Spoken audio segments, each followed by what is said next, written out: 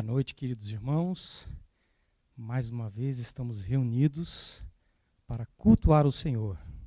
Não é um programa de televisão, um programa da internet, mas sim um culto ao Senhor. Então, já peço para você que nesses momentos possamos orar e pedir para Deus visitar cada lar que está reunido nessa noite. Hoje, no culto, nós começaremos com a leitura do Salmo 149. Esse salmo, os últimos capítulos dos Salmos começam com aleluia e acabam com aleluia. E isso é um bom indício para que a nossa vida seja assim. Todos os dias que possamos amanhecer alegremente e terminarmos um dia louvando a Deus também com aleluia, porque Ele tem feito muitas coisas por nós. E esse salmo nos convida a cantar um cântico novo a Ele. Vamos ler? Aleluia! Cantem ao Senhor uma nova canção. Louvem-no na Assembleia dos Fiéis. Alegre-se Israel no seu Criador. Exulte o povo de Sião no seu Rei. Louvem-no eles em seu nome com danças. Ofereçam-lhe música com tamborim e harpa. O Senhor agrada-se do seu povo. Ele coroa de vitória os oprimidos. Regozijem-se os fiéis nesta glória, e em seus leitos cantem alegremente.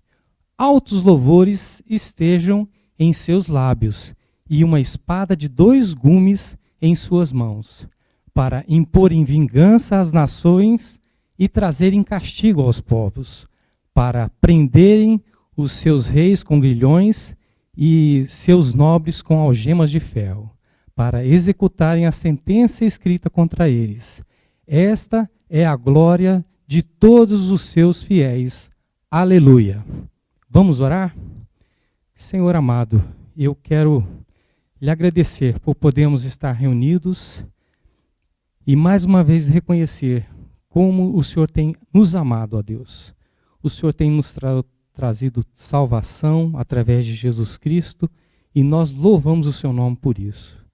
Eu lhe peço, ó Deus amado, que possamos estar como Neemias e o povo seu estava, construindo um muro, Senhor, e vigiando para que essa obra fosse realizada. Eu lhe peço, Senhor, que as nossas famílias possam estar, Senhor, sempre cantando ao seu nome, e que possamos também estar com a Bíblia na mão, a Bíblia na cabeça, Senhor, como arma para anunciar o seu evangelho e dizer tudo o que o Senhor tem preparado para esses tempos, ó Deus. Eu lhe peço, ó Pai, que possamos anunciar a sua volta, uma volta que haverá um tribunal de justiça, que somente o Senhor pode ser o juiz, pois o Senhor é justo, o Senhor é fiel, o Senhor é criador e sabe de tudo. Eu quero orar também, Senhor, nesse dia, pela nossa nação, ó Pai. Amanhã nós faremos mais um ano de independência e eu lhe peço a Deus que nosso país possa ser cada vez mais dependente de Ti, do Seu amor, Senhor, que o Senhor possa trazer bênçãos como o Senhor tem trazido para a nossa nação, mas que possamos, Senhor, ter trabalho para todos, possamos ter saúde para todos, Senhor, e que haja no país, ó Deus, uma liderança, Senhor, entregue nas suas mãos, que seja justa, ó Pai, e que trabalhe em função, Senhor, do povo, e que não seja em função deles mesmos, Senhor. Ó Pai amado, abençoa-nos, Senhor. Eu peço um derramar do Seu Espírito sobre a nossa igreja, sobre essa nação, para que todos, Senhor, possam louvar o Seu nome do início do dia ao final, do início da vida ao final, Senhor, e que possamos glorificar o Teu nome como o Senhor merece. Utiliza, Senhor, esse culto, a palavra, para nos corrigir, para nos orientar, para trazer esperança a todos os lares. É isso que nós oramos e lhe agradecemos, ó Pai. Muito obrigado também, Senhor, pela Cris, Senhor, e pelo Tiago, que vão estar sendo recebidos hoje. E é um dia de muita festa aqui na igreja, Senhor. Nós louvamos o Teu nome, no nome santo de Jesus. Amém.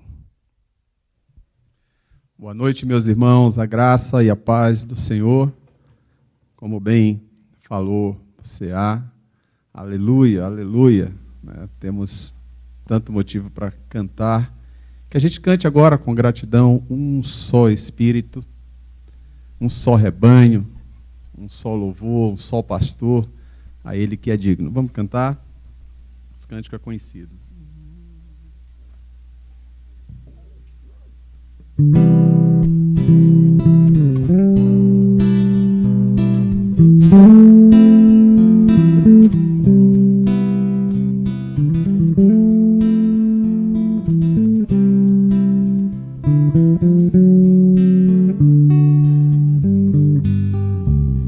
Um só rebanho, um só pastor, uma só fé em um só Salvador. É teu amor que nos une aqui e num só Espírito adoramos a Ti. E num só Espírito adoramos a Ti.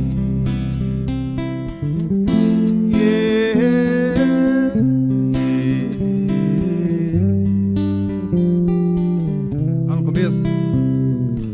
Um só rebanho, um só pastor, uma só fé em um só Salvador. É teu amor que nos une aqui e num só Espírito adoramos a Ti. E num só Espírito adoramos a Ti. Aleluia. Amém. Eu sei que foi pago um alto preço.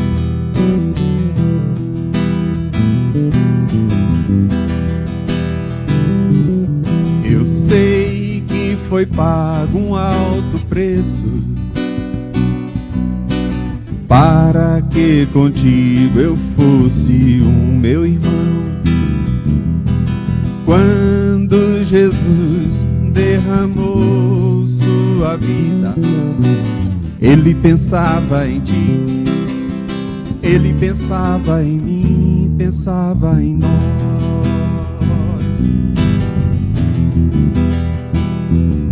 Eu sei que foi pago um alto preço para que contigo eu fosse o meu irmão. Quando Jesus derramou sua vida, Ele pensava em ti, Ele pensava em mim, pensava em nós. E nos via redimido por seu sangue, lutando o bom combate do Senhor, lado a lado trabalhando, sua igreja edificando e rompendo as barreiras pelo amor. E na força do Espírito Santo nós proclamamos aqui que pagaremos o preço de sermos um só coração no Senhor. E por mais que as trevas militem e nos tentem separar, os nossos olhos em Cristo, unidos iremos andar. E na força do Espírito Santo nós proclamamos aqui que pagaremos o preço de sermos um só coração do Senhor. E por mais que as trevas militem que nos tentem separar. Com os nossos olhos em Cristo, unidos iremos andar. Unidos iremos andar. Unidos iremos andar. Louvado seja Deus. Amém. Gente, eu vou falar o Salmo 15, que Deus abençoe todos. Ó Senhor Deus, quem tem o direito de morar no teu templo? Quem pode viver no teu monte santo? Só tem esse direito aquele que vive uma vida correta, que faz o que é certo e que é sincero e verdadeiro no que diz. Ele não fala mal dos outros, ele não prejudica seus amigos. Ele não espalha boatos a respeito dos seus vizinhos. Ele despreza aqueles que o Senhor rejeita, mas trata com respeito os que o temem. Ele cumpre o que promete, mesmo com prejuízo próprio. Empresta sem cobrar juros e não aceita suborno para ser testemunha contra pessoas inocentes. Aquele que age assim estará sem seguro.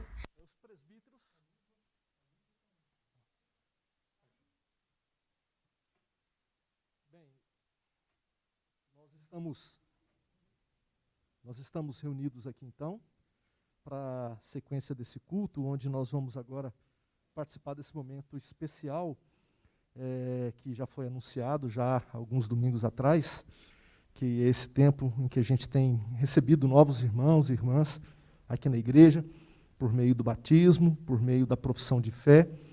E nessa noite eu quero convidar aqui os presbíteros que estão participantes, presentes, o Rubão e o CA, para virem aqui à frente, por favor, para recebermos juntos aqui o Tiago e a Cris.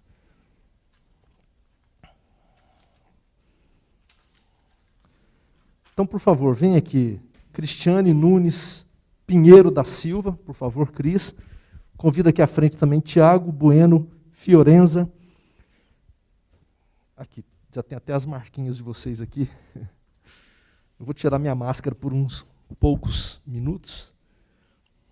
Quando eu for me aproximar de vocês, eu uso novamente. Bem, nós estamos nesse dia especial, né? Eu estava até recordando aqui com os irmãos aqui da igreja, a equipe, que o Tiago e a Cris chegaram num dia especial, né? Assim, para mim, pelo menos, que foi no dia do meu aniversário. E eu lembro que o Ministério de Música fez uma programação especial, tudo. E eles vieram e gostaram assim da forma como a igreja cantava e tudo. E aí eles decidiram, então, participar com a gente na escola dominical, no Fundamentos da Fé. Queriam conhecer mais a igreja. E aí a gente teve a primeira aula. Aí logo na segunda aula já começou primeira ou segunda aula já entrou a pandemia, né? E aí acabou que a gente não teve a oportunidade de convivência assim, mais próxima com a comunidade. Mas nesse meio tempo eles têm participado dos grupos familiares, né? Eles também fizeram a classe comigo, Rubão e o Célio. E foi muito legal, né, Rubão? A participação. E chegamos a fazer música juntos, né? Sobre a oração. E Tiago trabalha aqui em Brasília já tem um tempo, né? A Cris também. A Cris me atendeu na minha crise lá de coluna, né? E são irmãos muito queridos. E na caminhada depois eu perguntei para o grupo quem estaria disposto, gostaria de dar um passo adiante no seu compromisso com Jesus. E o Tiago e a Cris disseram, nós queremos. Então eles estão aqui hoje nesse culto para participarem desse momento de batismo e profissão de fé. Eles não têm vínculo com nenhuma outra igreja evangélica, é a primeira igreja que eles vão passar a frequentar e se tornarem membros, né? Então, eu estou muito feliz, quero que vocês saibam, primeiramente, que é uma alegria muito grande. Acho que não há alegria maior no ministério pastoral quando você percebe que pessoas estão crescendo na fé e outros estão abraçando a fé em Jesus. Então, Tiago e Cris, assim como a gente também, o mesmo sentimento na semana passada, com o Douglas e a Bárbara, né? É uma alegria muito grande, a gente fica muito grato a Deus e recompensado. Nessa hora parece que o Espírito fala para o coração da gente, o trabalho de vocês não tem sido em vão. Muito embora a pandemia esteja aí, o Espírito continua operando na vida de pessoas. E eu tenho certeza que Deus é que está trazendo vocês aos pés de Cristo Jesus, né? O Espírito Santo. Então louvado seja Deus por isso. Eu quero fazer algumas perguntas e queria que vocês sinceramente respondessem.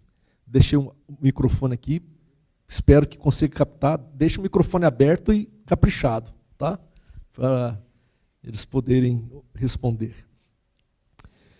Tiago e Cris, vocês creem em um único e verdadeiro Deus, distinto em 3 pessoas, ou seja, o Pai, o Filho e o Espírito Santo, o qual do nada ele fez o céu, a terra e tudo o que existe, e mantém governando todas as coisas, de modo que nada pode acontecer sem a divina vontade de Deus. Ele, ou seja, ele rege soberanamente todas as coisas. Vocês creem nesse Deus? Sim. Sim. Vocês reconhecem que vocês foram concebidos e nascidos em pecado, como diz Davi, e que por natureza vocês são inteiramente incapazes de praticar o bem, antes são inclinados para o mal.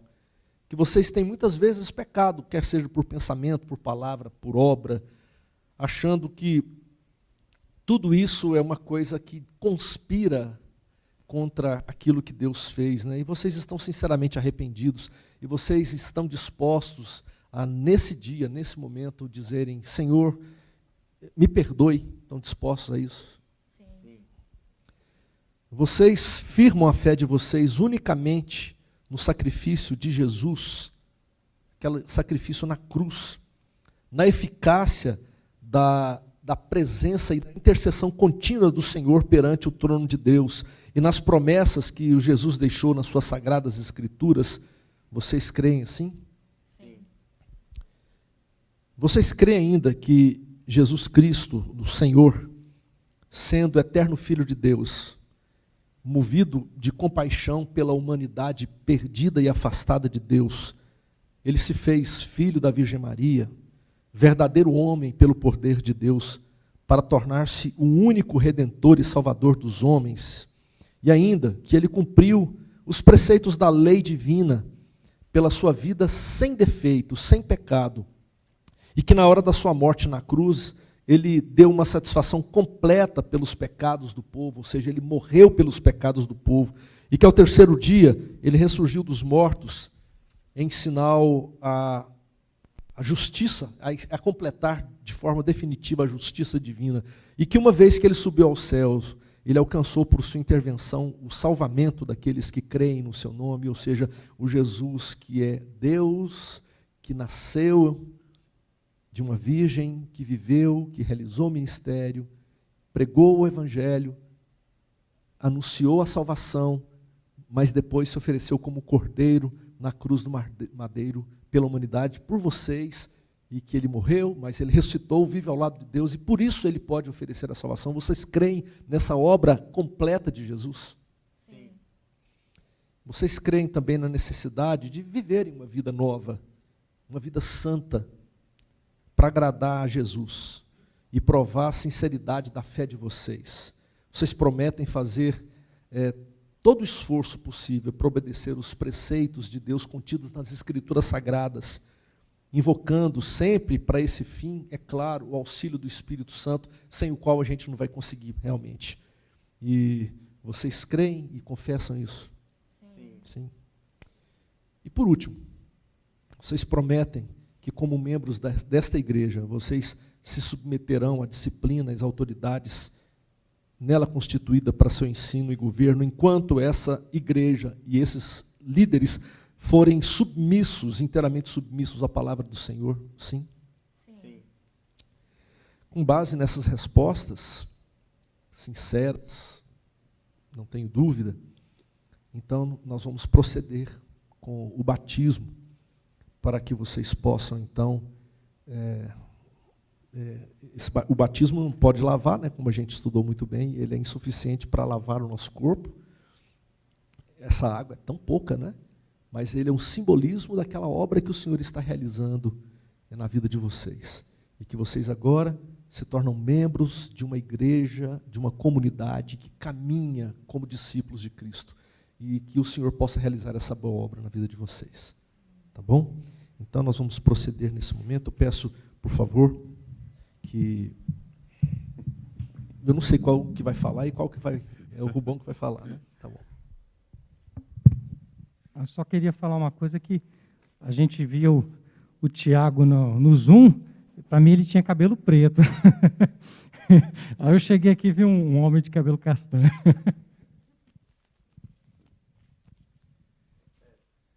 Uma alegria para nós. Eu vou deixar para o Rubão falar, senão você tem que falar 2 vezes. Vou chegar aqui.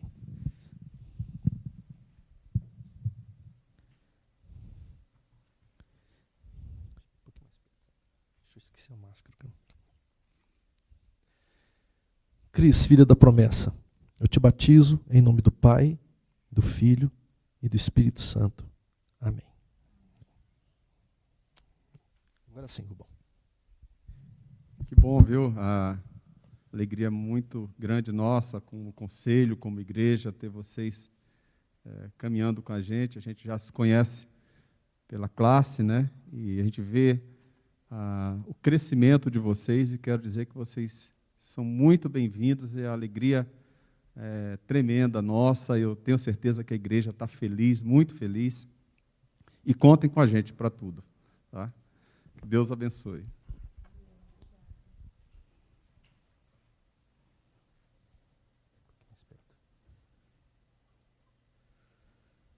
Tiago, filho da promessa, eu te batizo em nome do Pai, do Filho e do Espírito Santo. Amém. Amém. Obrigado, Senhor, por essa obra que o Senhor hoje completa na vida dos teus filhos. Obrigado porque um dia o Senhor os atraiu com seus laços de amor e eles foram receptivos à tua voz e eles decidiram caminhar contigo. Sabemos que ninguém que está na igreja, exceto o Senhor Jesus, nós que somos dessa igreja que milita, nós somos perfeitos, mas sabemos que o Senhor, através do teu Espírito Santo, irá nos aperfeiçoar para a glória do teu nome. E por isso eu rogo pela vida do Tiago, pela vida da Cris, que o Senhor derrame uma alegria imensa no coração dos teus filhos. E que o Senhor mesmo possa fazer com que essa obra seja contínua nos seus corações. Que eles possam caminhar contigo e vivenciar uma fé robusta. Ajuda-os a vencer as tentações, as lutas, as dificuldades. Ajuda-os a vencer uma fé falsa, estranha, que tem sido propagada nos dias de hoje e que não diz respeito a Jesus, o Senhor e Salvador, o Redentor. Completa, Senhor Jesus, a obra na vida dos teus filhos e que eles possam se tornar modelos, exemplos da presença do Senhor, do amor do Senhor no meio do teu povo e entre o mundo. Ajuda-os, abençoa-os. Te peço, te rogo, em nome de Jesus. Amém. Deus abençoe vocês, viu? Que o Senhor faça uma linda obra e continue fazendo. A gente já está muito impactado com tudo que Ele tem feito. Para a glória do Senhor. Deus abençoe. Pode sentar. Valeu. Isso aí.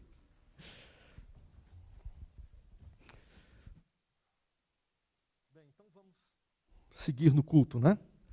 Vamos prosseguir com uma canção.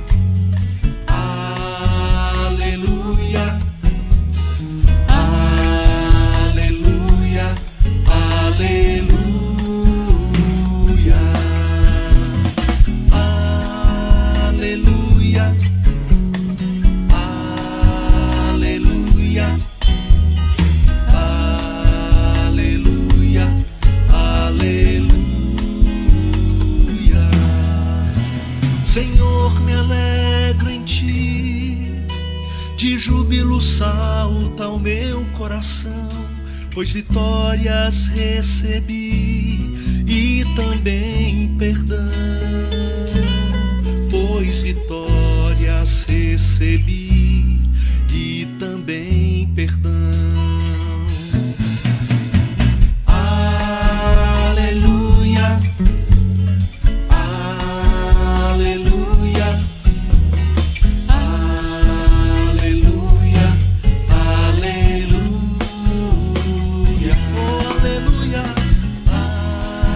aleluia, aleluia,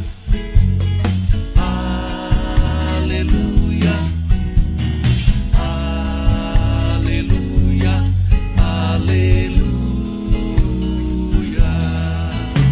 Passei tribulação, acusação do tentador, mas peguei na tua mão que me sustentou, Senhor.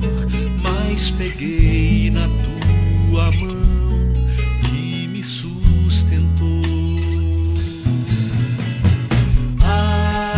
Aleluia, aleluia, aleluia, aleluia,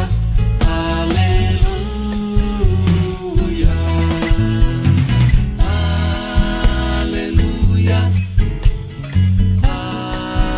aleluia,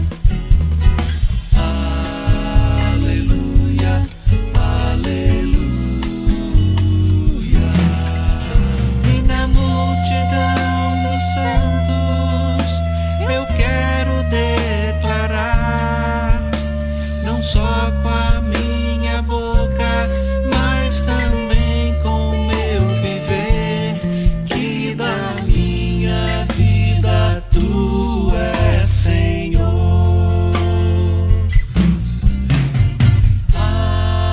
Aleluia, aleluia, aleluia, aleluia,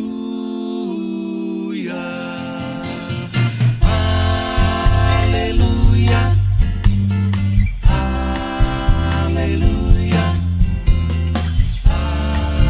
aleluia, aleluia.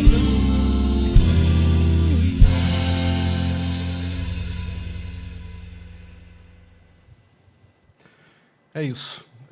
A alegria do Senhor é a nossa força. Essa canção diz: Senhor, me alegro em ti, de júbilo salta o meu coração, pois vitórias recebi e também perdão. E é afirmado nessa certeza que a gente segue, que a gente prossegue. E nós temos aí nesses últimos meses feito essa caminhada, essa jornada, junto com, primeiro com o livro de Gênesis e agora no livro de Êxodo, onde nós estamos agora na sequência desse estudo que passa pelos patriarcas e agora caminhamos com o povo de Israel, o seu sofrimento no Êxodo e também a sua libertação. E é exatamente sobre isso que nós vamos falar hoje. Quero ler, antes de mais nada, Êxodo capítulo 12, dos versos 1 a 14, para assim nos prepararmos para essa mensagem. Vamos lá então. Diz assim a palavra de Deus: O Senhor disse a Moisés e a Arão no Egito: Este deverá ser o primeiro mês do ano para vocês. Digam a toda a comunidade de Israel que no 10º dia deste mês todo homem deverá separar um cordeiro ou um cabrito para a sua família, um para cada casa. Se uma família for pequena demais para um animal inteiro, deve dividi-lo com seu vizinho mais próximo, conforme o número de pessoas e conforme o que cada um puder comer. O animal escolhido será macho de 1 ano, sem defeito, e pode ser cordeiro ou cabrito. Guardem-no até o 14º dia do mês, quando toda a comunidade de Israel irá sacrificá-lo ao pôr do sol. Passem, então, um pouco do sangue nas laterais e nas vigas superiores das portas das casas, nas quais vocês comerão o animal. Naquela mesma noite, comerão a carne assada no fogo, juntamente com ervas amargas e pão sem fermento. Não comam a carne crua, nem cozida em água, mas assada no fogo, cabeça, pernas e vísceras. Não deixem sobrar nada até pela manhã. Caso isso aconteça, queimem o que restar. Ao comerem, estejam prontos para sair. Cinto no lugar, sandálias nos pés e cajado na mão. Comam apressadamente. Esta é a Páscoa do Senhor. Naquela mesma noite, passarei pelo Egito e matarei todos os primogênitos, tanto dos homens como dos animais, e executarei juízo sobre todos os deuses do Egito. Eu sou o Senhor. No último domingo, nós meditamos sobre Êxodo 3. O pastor André nos trouxe uma palavra desafiadora e apropriada para o contexto que nós estamos vivendo. Nós sabemos que Deus ouviu o clamor do seu povo Israel, que estava escravizado no Egito, vivendo debaixo de uma pesada opressão política, econômica, social e espiritual. A gente já falou sobre isso há 2 domingos atrás, e o pastor André reafirmou no domingo passado e mostrou que também essa tem sido a realidade dos dias de hoje, no mundo inteiro, por causa do pecado, né? E os israelitas, então, como a imagem que eu estou projetando agora para vocês, eles clamaram ao Senhor e ele ouviu as suas orações. O eu sou o que sou se revelou a um pastor no deserto, e esse homem era Moisés, um hebreu que havia sido criado nos palácios do faraó por providência divina. Ele deveria ter sido morto quando criança. Moisés estava no deserto, foragido, como vimos com o pastor André, e isso há 40 anos já. Na sua lida com as cabras, ele viu um arbusto que queimava e não se consumia. E ao aproximar-se daquela coisa estranha, ele ouviu a voz de Deus. Deus dizendo, tire a sandália dos seus pés.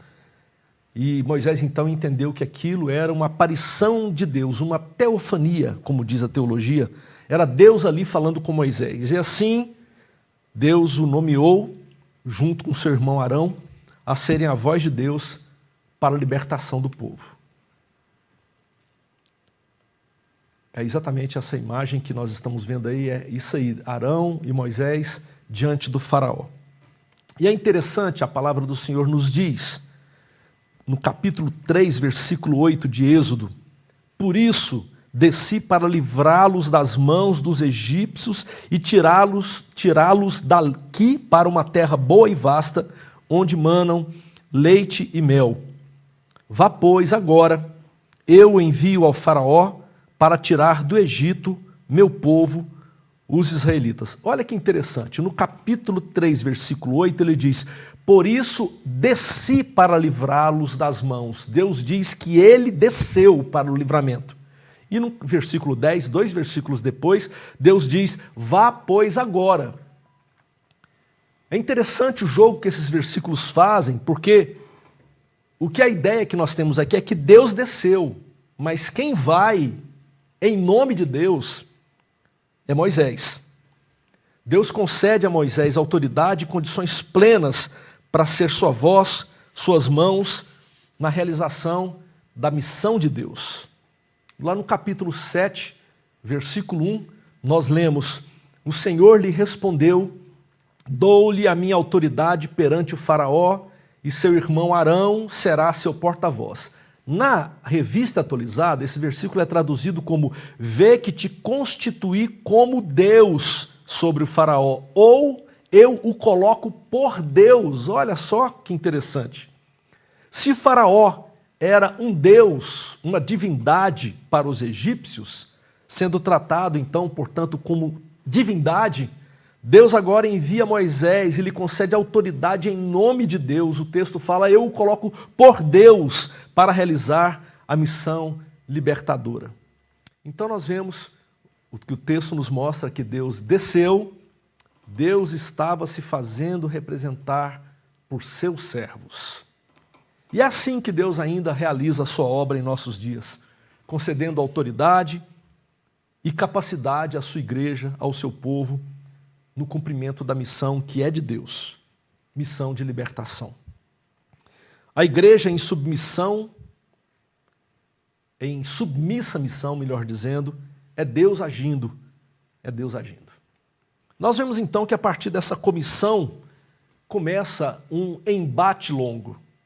Assim que Moisés recebe, ele e Arão, eles recebem essa ordenança, essa comissão da parte de Deus, eles agora se colocam diante do faraó, pedem a libertação dos hebreus para que adorem ao Senhor, mas o faraó, ao invés de atender o pedido de Deus pela boca de Moisés e Arão, o faraó, na verdade, aumenta ainda mais a opressão sobre o povo.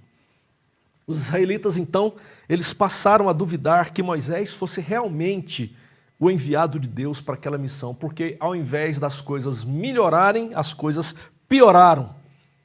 E Moisés, então, questiona Deus, mas Deus diz, prossiga. Veja o versículo 6 ao versículo 8 do capítulo 6. Por isso, diga aos israelitas, eu sou o Senhor, eu os livrarei do trabalho imposto pelos egípcios, eu os libertarei da escravidão e os resgatareis com braço forte e com poderosos atos de juízo. Eu os farei meu povo e serei o Deus de vocês. Então vocês saberão que eu sou o Senhor, o Deus de vocês, que os livra do trabalho imposto pelos egípcios, e os farei entrar na terra que com mão levantada jurei que daria a Abraão, a Isaque e a Jacó, eu a darei a vocês como propriedade, eu sou o Senhor. Bem, ler esses versículos agora, à luz de tudo que nós estamos estudando nesses últimos meses, traz um significado muito mais amplo, né? Uma promessa que Deus havia dado a Abraão, a Isaque e a Jacó, Deus está dizendo agora que cumpriria naquele momento da história, e Deus diz, eu sou o Senhor. Moisés, então, ele retorna a Faraó, e assim começa a conhecida sequência das 10 pragas. Não sei quantos perceberam, mas o texto de hoje é o capítulo 12 de Êxodo. E o pastor André pregou na semana passada o capítulo 3 de Êxodo. Portanto, eu estou tentando fazer um resumo brevíssimo desses capítulos para que possa fazer sentido aquilo que nós vamos estudar hoje. Por isso eu vou fazer uma rápida alusão às pragas. Alguns estudiosos sugerem que as pragas elas aconteceram como que em 3 grupos distintos, 3 grupos de 3 pragas, portanto 9 pragas, e por final uma praga última que abriria as portas definitivamente para a saída do povo judeu do Egito. A primeira praga, Moisés transforma água em sangue, lá no capítulo 7, versículos 14 em diante. Os peixes morreram, o mau cheiro tomou conta do Nilo, dos seus braços de rio, dos lagos, a água se tornou impossível de beber. Para que você saiba mais, eu convido você a ler durante essa semana essas pragas. Eu não vou citar muito mais sobre essas pragas, por uma questão de tempo. A segunda praga acontece quando Moisés procura novamente o faraó e diz, olha, deixa o povo ir adorar a Deus no deserto, mas o faraó não deixa, o coração de faraó está duro, endurecido, então vem a segunda praga, que é essa imagem que aí está, as rãs, e aí a gente vê rã para tudo quanto é lado, subindo do Nilo para as casas, diz a palavra do Senhor, que essa praga se espalhou, entrou no palácio, entrou na casa do faraó, no quarto do faraó, na cama do faraó, na casa dos conselheiros, na casa do povo, nos fornos, nas vasilhas, nas panelas, virou uma praga de rã em tudo quanto é canto. E aí Faraó continuou endurecido. Veio então a terceira praga. A terceira praga está no capítulo 8, versículo 16 em diante, em que essa praga é a praga dos piolhos. Arão então passa aquela vara no chão, como essa imagem que aí está, levanta uma poeira e cada grãozinho de poeira daquela vira um piolinho que acaba se tornando um enxame, não sei nem se é enxame a palavra adequada, mas piolho se espalhou sobre o povo e sobre os animais e foi uma coisa terrível. É interessante que essas 3 primeiras pragas que vimos até agora, a água em sangue, as rãs e os piolhos, eram pragas que caíram sobre todos. inclusive sobre os judeus. Tanto os egípcios como os judeus e todos que habitavam no Egito sofreram com essas pragas. Mas é importante a gente fazer uma distinção que a partir de agora as pragas fariam distinção entre judeus e egípcios. A quarta praga, ela foi a praga de moscas. Capítulo 8, versículos 20 em diante. Um enxame enorme de moscas e mosquitos irritantes dominaram o país, inclusive o palácio do faraó. Se muriçoca irrita a gente, uma ou duas no quarto à noite, imagina uma praga de moscas e mosquitos irritantes 24 horas por dia. O país foi dominado. A quinta praga é a morte dos rebanhos, capítulo 9, versículos 1 em diante. Uma doença que se alastrou sobre todos os animais dos egípcios. Somente os animais dos israelitas não foram contaminados por essa praga que causava a morte dos rebanhos. A sexta praga foi a de feridas purulentas sobre o povo, capítulo 9, versículos 8 em diante. Essa praga dessa ferida cheia de pus, que coçava, que irritava, que adoecia, que contaminou todos os egípcios, inclusive os animais dos egípcios, mas nem o povo israelita, nem os animais dos israelitas foram contaminados com essa praga de feridas purulentas. Até que nós chegamos então a essas três pragas seguintes, que foram pragas muito duras. A sétima praga foi uma tempestade de granizo, capítulo 9, versículos 13 em diante, a pior que havia caído sobre o Egito em toda a sua história e que causou grande destruição. Destruiu casas, destruiu plantações, destruiu tudo o que via pela frente. E logo na sequência da sétima praga veio a oitava praga, uma espessa nuvem de gafanhotos. A gente viu pelos noticiários recentemente uma nuvem de gafanhotos se aproximando do Brasil, mas não é nada perto dessa nuvem de gafanhotos que se abateu sobre o Egito. O texto bíblico diz que eram tantos que cobriam o chão de maneira que você não via mais a terra. E o que foi terrível é o que o granizo poupou, os gafanhotos destruíram de vez. Imagine a crise que se abateu sobre o Egito, uma crise econômica terrível, até que vem a nona praga. A nona praga fala de espessas trevas que cobriram o Egito. Capítulo 10, versículos 21 em diante. Provavelmente é uma tempestade que até hoje se conhece na região, chamada de Hamsin. Uma tempestade de areia tão forte, essa é uma imagem recente, uma tempestade de areia tão forte, um vento seco e quente, que vai enchendo o ar com areia, pó, de modo que o sol fica escondido. O texto bíblico chamou de trevas que poderão ser apalpadas, e foram 3 dias em que as pessoas não podiam sair de casa, não podiam se mover, porque não viam nada. Então, uma tempestade de areia terrível, como nunca tinha sido vista e provavelmente nunca mais se viu. Nesse momento, então, o faraó chama Moisés e Arão para uma reunião muito séria. 9 pragas haviam abatido e ferido profundamente aquela potência mundial, o Egito. E nessa conversa a tensão aumentou. E nós percebemos que por mais que Moisés e Arão continuassem falando, deixa o povo ir para adorar o Senhor, e o faraó, se mostrava reticente, às vezes dizendo, podem ir, inclusive orem por mim, mas às vezes voltava atrás. Agora a tensão fica de tal maneira que o faraó irado diz, saiam da minha presença, nunca mais apareça diante de mim. No dia que você olhar para o meu rosto, você morrerá. Isso está no capítulo 10, versículo 28. E assim, Moisés nunca mais viu o faraó, e o faraó nunca mais viu Moisés. Porém, o resultado de tal ameaça não surtiu o efeito que o faraó planejava. Ele achava que o Moisés fosse se recolher e ir embora e acabar o assunto. Mas se essa era uma palavra de intimidação a Moisés e ao povo de Israel, nós vemos que Deus estava preparando tudo para a última e mais terrível praga, a morte dos primogênitos. Então, nós chegamos no golpe final, a 10ª praga.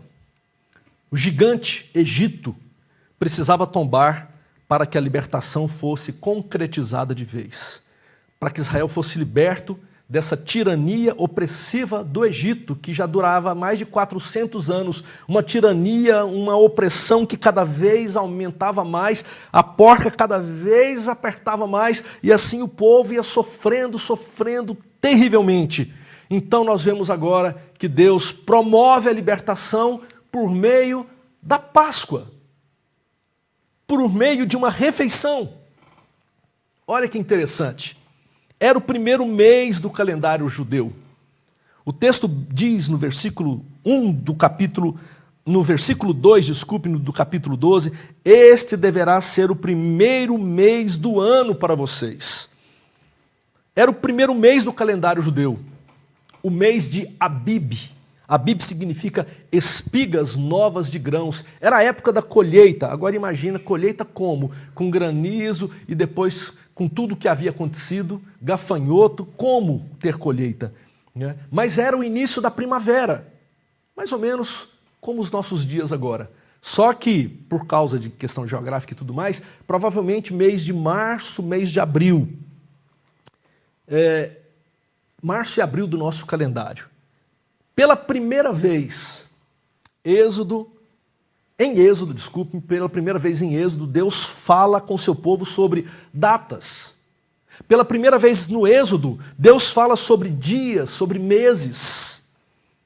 Imagine comigo, para um escravo que há 400 anos vivia debaixo da escravidão, sem perspectiva nenhuma de vida, o tempo não faz sentido. Quando o faraó controlava o tempo, o dia do israelita era uma repetição sem fim de um penoso trabalho que nunca esgotava, de uma violência que nunca cessava. Eles não tinham passado, eles não tinham futuro, tudo se resumia ao presente, o agora, o aqui e o agora, o trabalho escravizante, angustiante, penoso. Mas agora Deus está trazendo uma nova perspectiva, está trazendo uma boa notícia para o israelita.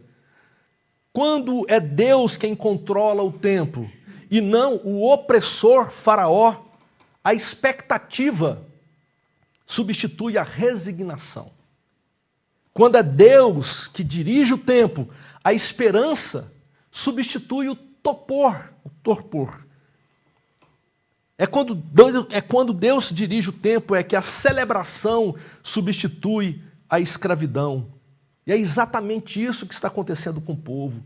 O povo que vivia debaixo dessa escravidão terrível, agora passa a sonhar com uma perspectiva nova, diferente de tudo aquilo que eles estavam vivendo. Quando Deus age, tudo se renova, tudo se faz novo. Quando Deus opera, a nossa vida se transforma, desabrocha o novo de Deus.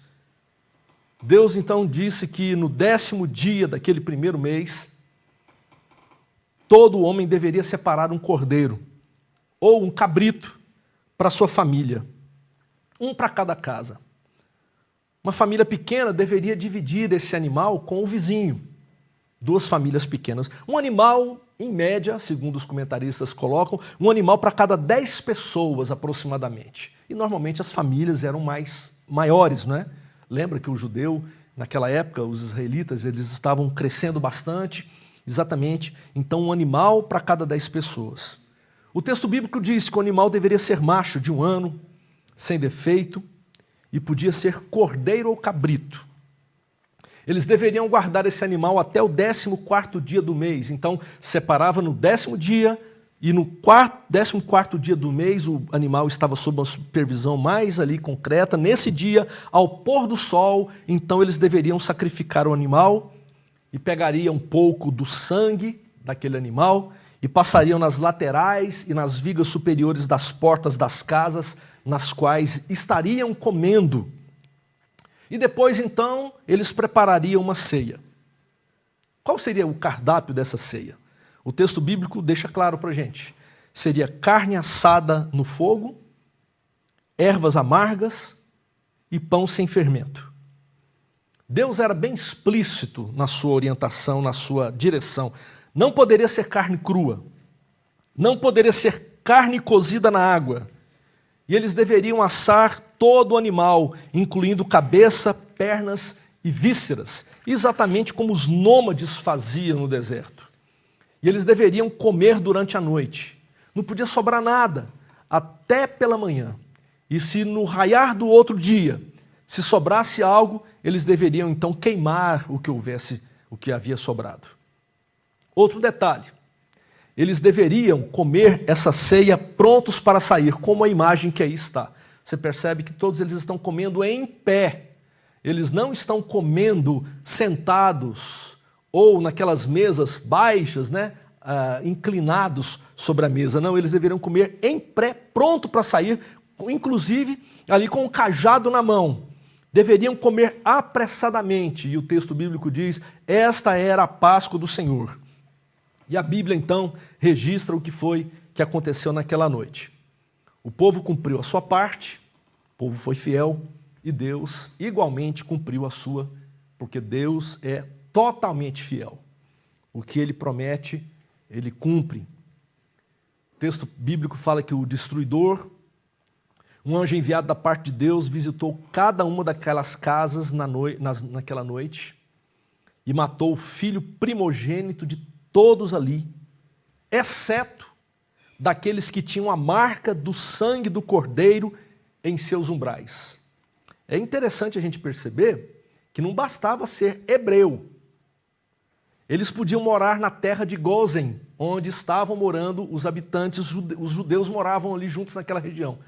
Mas se não houvesse sangue na porta, ali também, mesmo entre os judeus, mesmo entre os israelitas, mesmo entre o povo hebreu, o primogênito seria morto.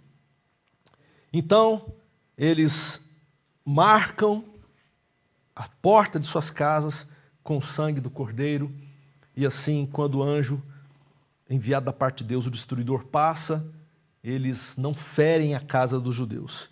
E assim aquele país viveu um terrível misto de sentimentos. De um lado, dor e tormento. Em cada casa havia choro profundo, uma dor coletiva, uma dor aterradora em toda a nação do Egito. Do palácio, diz o texto bíblico, do palácio até a prisão, ninguém foi poupado. Do filho mais velho do faraó ao filho mais velho do prisioneiro no calabouço, todos morreram. Mas, por outro lado, na casa dos escravos israelitas, havia expectativa de uma viagem, de um livramento, de uma libertação. E havia nessas casas adoração. Deus estava agindo para a sua libertação. Páscoa, então, significa passar por cima. Capítulo 12, versículo 11, versículo 13, versículo 23 e ainda no versículo 27. O anjo passou por cima da casa dos israelitas, livrando-os da morte. Quando ele voava, ia na casa, percebia o sangue do cordeiro marcando os portais, ele voava por cima e ia para a próxima casa. E nós percebemos que assim, a Páscoa em Êxodo aponta para essa obra de salvação e libertação realizada por Jesus a um povo oprimido e escravizado. Veja no capítulo 12, versículo 3. Digam a toda a comunidade de Israel. Não vou ler todo o versículo, mas apenas esse início. Digam a toda a comunidade de Israel. É a primeira vez que esse termo surge na Bíblia. Até o final do livro de Josué, a palavra comunidade, ela vai aparecer mais de 100 vezes. Ela não havia aparecido antes. Essa é a primeira vez que ela aparece aqui em Êxodo e vai acompanhar até o fim de Josué. É a primeira vez que o povo hebreu ou o povo israelita é chamado de comunidade ou congregação. É visto agora como um povo só.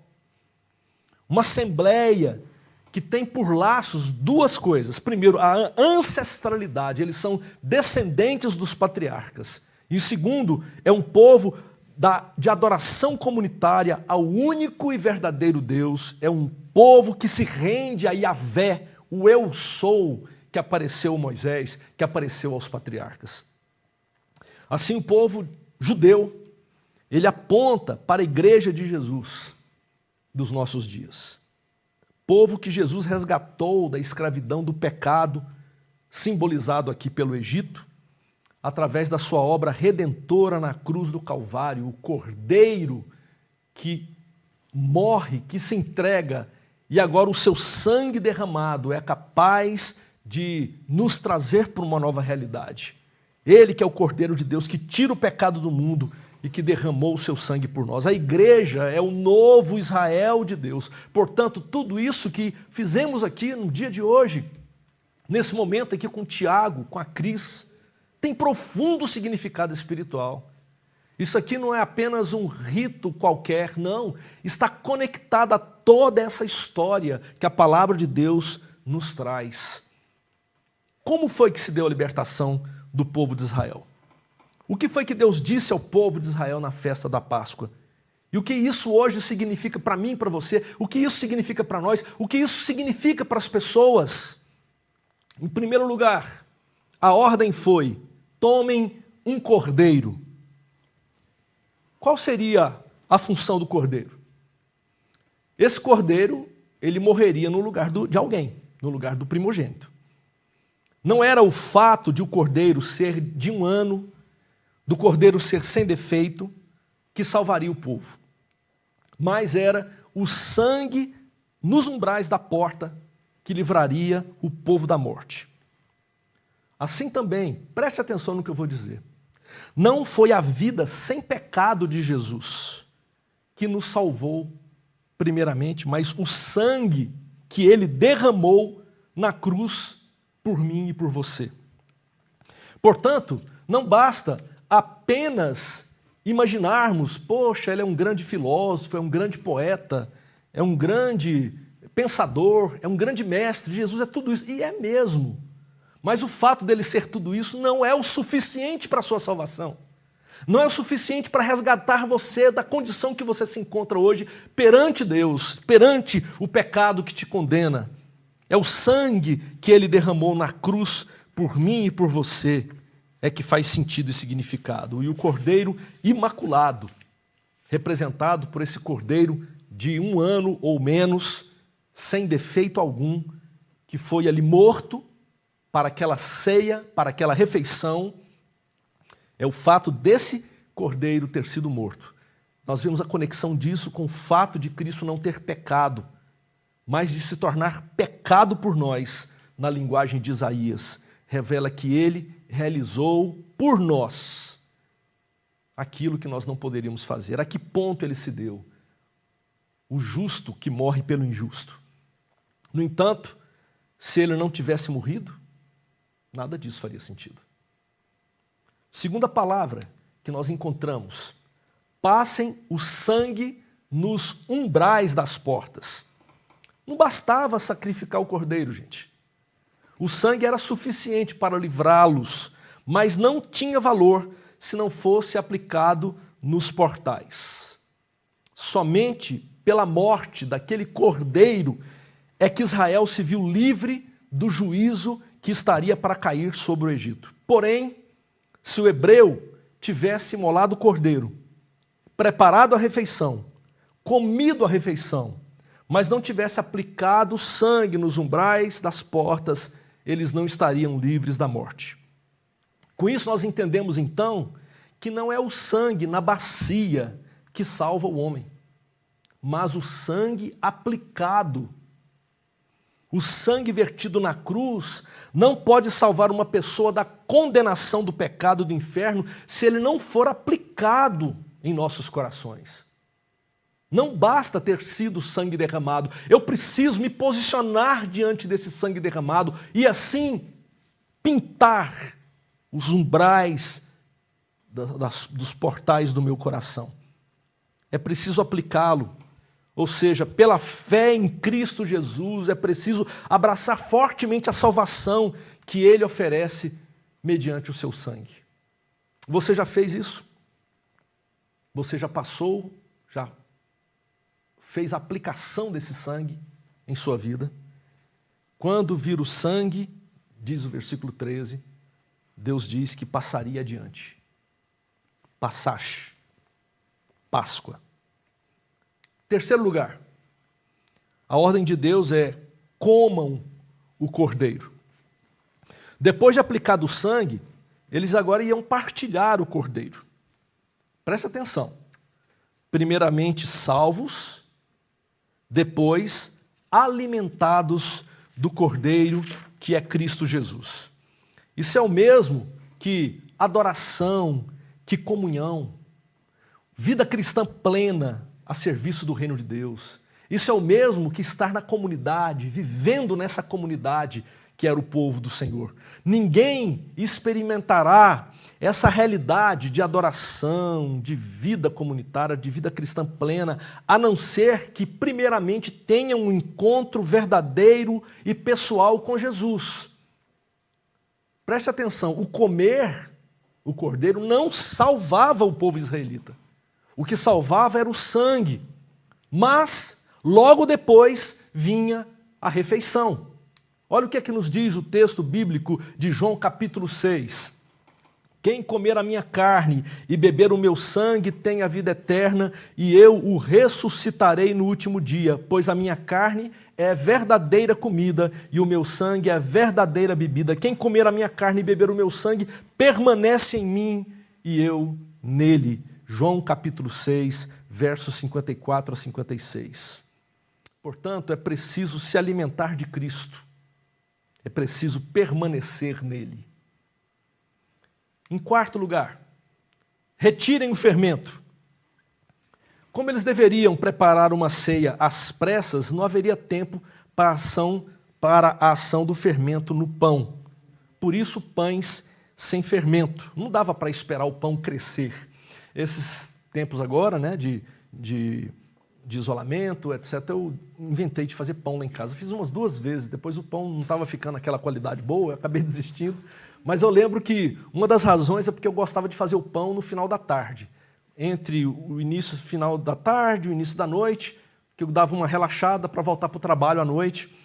E assim que eu amassava e colocava o fermento, botava para crescer. E é claro, não ia crescer naquele horário, 6 da tarde, 7, porque não tinha sol, não tinha calor suficiente, a não ser que você use aquela técnica de colocar no forno já que pré-aquecido, coisas assim. Agora, a minha irmã, lá em Palmas, ela faz o pão dela fica maravilhoso, porque lá tem calor com fartura, né? Lá tem sol com fartura, né? E então, a ação do fermento exige tempo. Se amassa e deixa um tempo ali para crescer, às vezes 1 hora, às vezes um pouco mais, dependendo da receita que você usa, às vezes é necessário que há um processo de dias para você obter esse fermento. Quem está a caminho, quem está com o pé na estrada, quem está sendo liberto da escravidão, não dá para ficar esperando o pãozinho fofinho. É para comer essas bolachas que estão aí na imagem mesmo. Um pão sem fermento.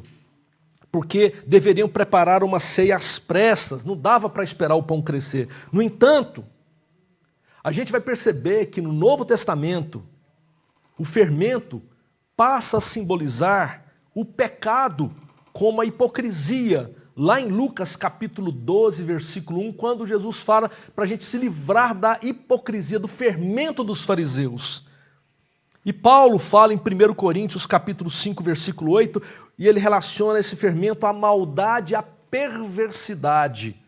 Um pouco de fermento misturado na massa, ele pode crescer, envolver e se alastrar por toda a massa.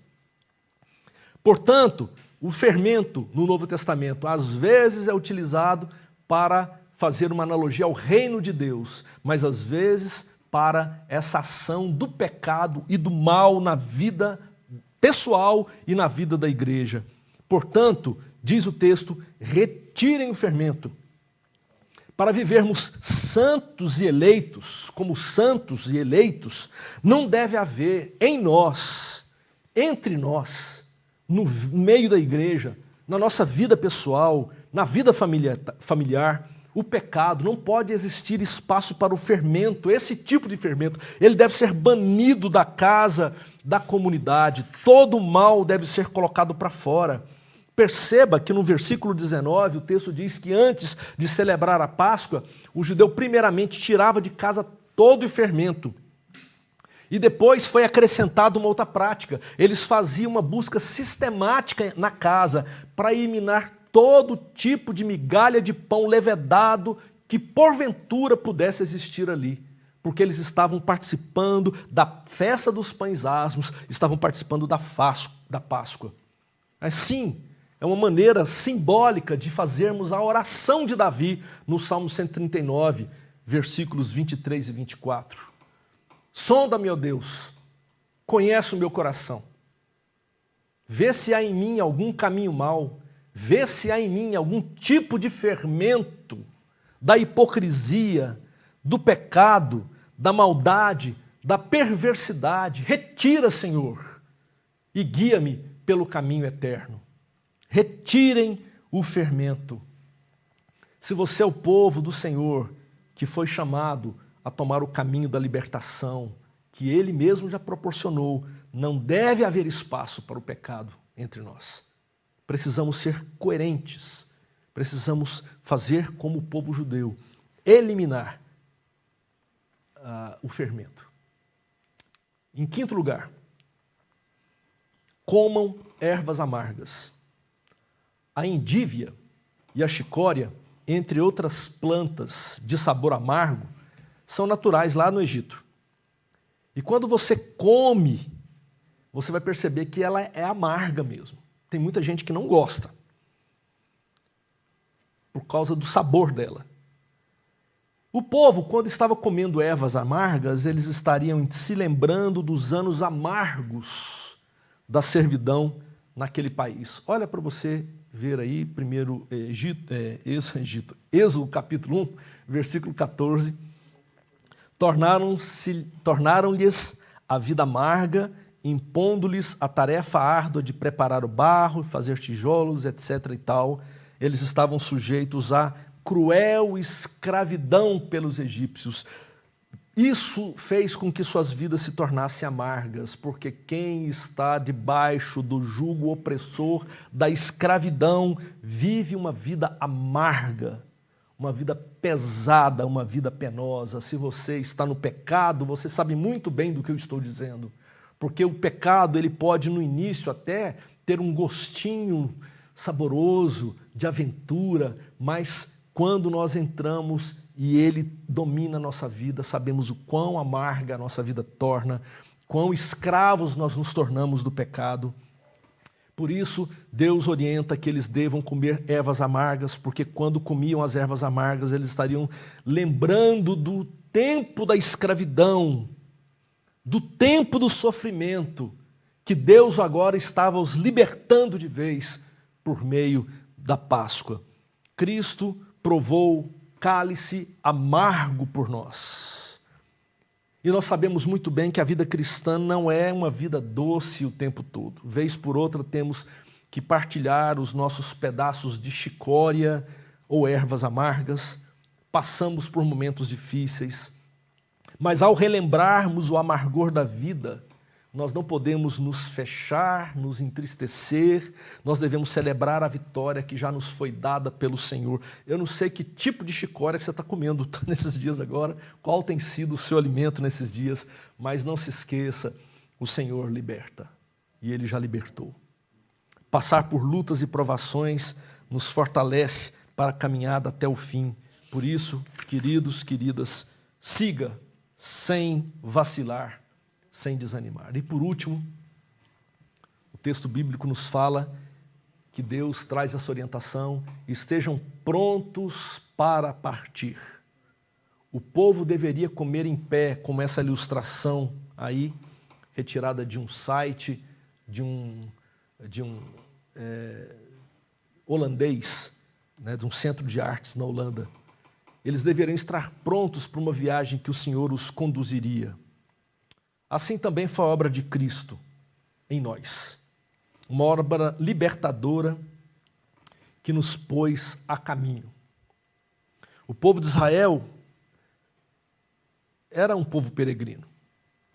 Permaneceram por 40 anos no deserto, até chegar num destino final, até chegar na terra prometida, o lugar do seu estabelecimento.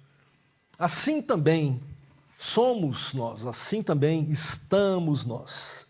Portanto, não devemos nos apegar a coisas dessa jornada terrena, porque essa nossa jornada terrena, assim como o povo no deserto, é uma jornada passageira. Nós devemos vestir e colocar o nosso coração naquilo que é eterno. O Egito da escravidão não é o nosso lugar.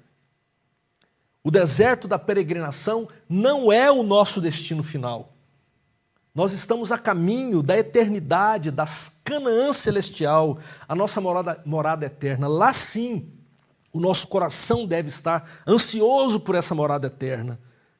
Mas enquanto nós não chegamos, nós estamos a caminho no deserto. O Senhor já nos libertou da opressão, da escravidão do pecado, mas agora nós temos uma jornada a fazer até que adentremos a terra prometida. E nesse caminho, como Moisés e Arão, nós somos chamados a cumprir a missão de Deus como seus instrumentos aonde Ele nos tem colocado. Estejam prontos para partir. Não fique parado achando que a vida cristã agora é uma estagnação. A vida cristã agora implica em caminhada, pôr o pé na estrada. Celebre a libertação que Cristo realizou em sua vida. Celebre a Páscoa como deve ser celebrada no seu sentido verdadeiro de entrega, de reconhecimento do amor de Deus por nós, em profunda adoração, mas seja agora os instrumentos de Deus, a boca de Deus, a voz de Deus, ouvindo o Senhor e levando essa palavra de salvação a tantos outros escravizados no pecado que você conhece. E se você entendeu que essa palavra é para o seu coração, que Deus abençoe sua vida, saia dessa situação de pecado. O Cordeiro já fez tudo o que precisaria ter sido feito para que possamos experimentar essa verdadeira libertação.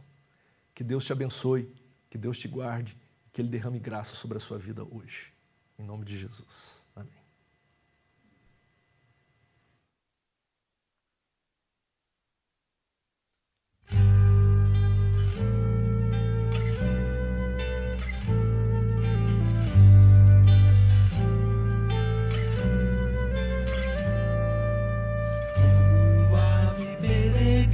Sou a rasgar livre os céus, a usufruir esse infinito azul e o vento a me tocar. É bom ser livre, ser teu, como é bom sentir a tua mão, me livrando das armadilhas. Mas, Senhor, me perdoe, pois por vezes sou levado por meus instintos de ave a desejar os grãos do passarinheiro. Olha os grãos, me esqueço de ti. Livra-me, Senhor, da prisão.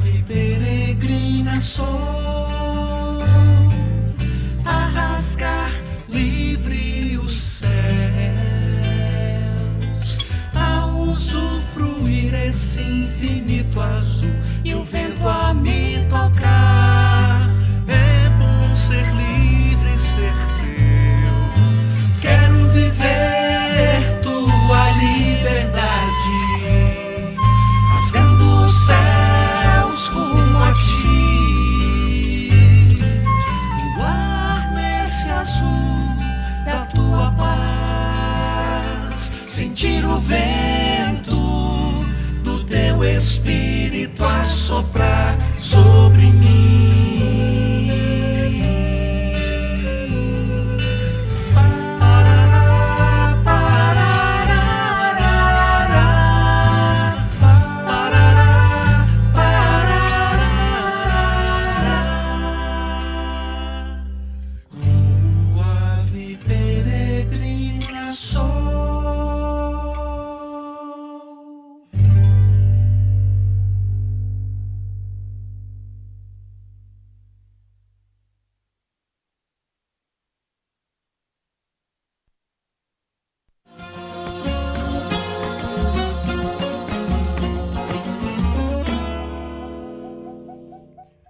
noite, gente.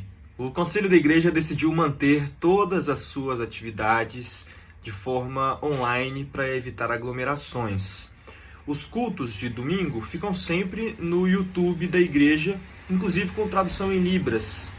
Se você precisar ir lá na EPLN, a igreja fica aberta nas manhãs de terça e quinta-feira. Mas antes, agende a sua visita com o Rubão. A Escola Bíblica Dominical já está no seu terceiro e último ciclo de aulas. Os cursos vão até o dia 18 de outubro. Se você ainda não fez sua matrícula, corre que dá tempo. Vai lá no www.iplagonorte.org e faça a sua inscrição. A eleição para pastor, presbíteros e diáconos foi adiada em razão da pandemia. O Conselho da IPLN decidiu que as votações só serão feitas após o retorno das atividades presenciais na igreja. Nessa terça, às 7h30 da noite, nós teremos mais um culto. Dessa vez, quem trará o estudo é o Estélvio, o pai de todos os bigodes do mundo. Já na sexta, às 7 horas da manhã, nós temos mais uma reunião de oração. Os convites são sempre feitos pelo grupo IPLN Avisos no WhatsApp. A IPLN tem conseguido manter suas contas durante esse período de pandemia. A igreja pede que os dizimistas continuem fiéis nas transferências para que a gente consiga passar por esse momento tão complicado. Boa noite e boa semana. Aliás, bom feriado, porque dia 7 de setembro é amanhã. Aliás, dia que eu e Lud fazemos 1 ano de casamento. Olha que maravilha. Aliás, dia da independência. Vai lavar a louça, César. Claro, meu amor. Obrigado, gente.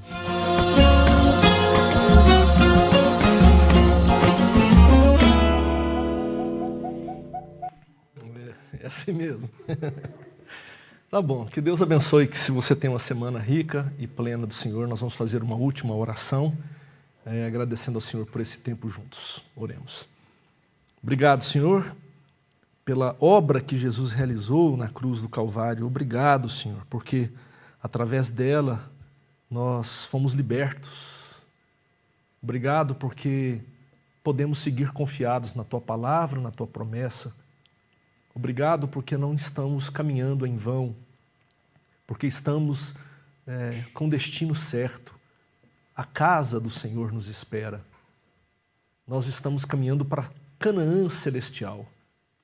E obrigado porque entre essa libertação realizada lá no Egito ainda, quando estávamos escravizados, e a certeza de que habitaremos com o Senhor a eternidade, nós temos uma jornada por fazer. E agora pedimos que o Senhor, por favor, nos ajude a permanecermos firmes, fiéis, a sermos prudentes, a sermos sábios, a não inclinarmos nem colocarmos o nosso coração nas coisas desse mundo, nem em dinheiro, nem em posses, nem em bens, e não viver escravos de ideologias daqui ou dali, que venham nos tornar pessoas amargas, duras, difíceis de convivência. Dá-nos um coração amoroso e saudável, para que possamos refletir Jesus em toda a nossa vida.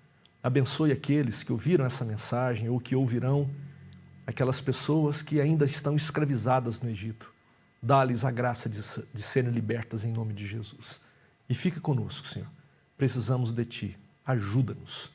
Abençoe o nosso país, abençoe o mundo, especialmente aqueles que ainda estão adoecidos, aquelas tantas mortes que ainda acontecem. Pedimos que o Senhor, por favor, nos dê a graça de vermos tudo isso passar rapidamente e que possamos em breve retornar à vida cotidiana da igreja, presencial, à comunhão dos irmãos. Abençoa-nos todos, te pedimos e te rogamos, agradecidos pelo teu amor, em nome de Jesus.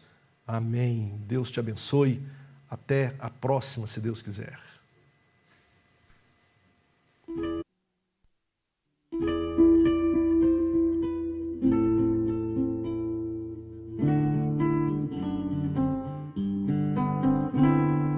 Finda-se este dia que meu Pai me deu. sombras vespertinas cobrem já o céu. Ó Jesus bendito, se comigo estás, eu não temo a noite, vou dormir em paz. Com pecados hoje eu te entristeci, mas perdão te peço por amor de ti. Sou pequeno e frágil, livra-me do mal, que em ti eu tenha proteção final. Guarda o marinheiro no violento mar, e ao que sofre dores queiras confortar. Ao tentado estende tua mão, Senhor, manda ao triste aflito o Consolador.